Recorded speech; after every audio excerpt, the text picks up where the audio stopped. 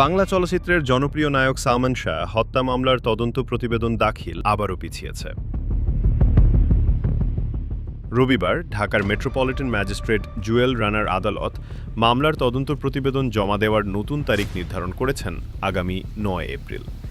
এদিন প্রতিবেদন দাখিলের কথা থাকলেও রমনা মডেল থানার তদন্তকারী কর্মকর্তা আদালতে কোনো প্রতিবেদন জমা দিতে পারেননি, ফলে সময় বাড়ানোর আবেদন মঞ্জুর করেন আদালত। মামলায় সালমান শাহর সাবেক স্ত্রী, তার মা লতিফা হক লুসি, ব্যবসায়ী আজিজ মোহাম্মদ ভাই এবং খলনায়ক ডন সহ মোট ১১ জন আসামি রয়েছেন।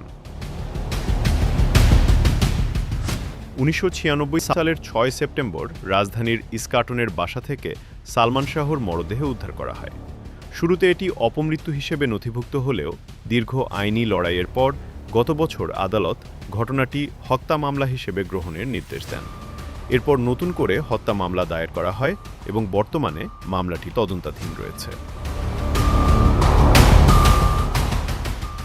এ ঘটনায় ভক্ত ও স্বজনদের প্রত্যাশা, দীর্ঘ ৩ দশকের অপেক্ষার পর মিলবে প্রকৃত সত্য।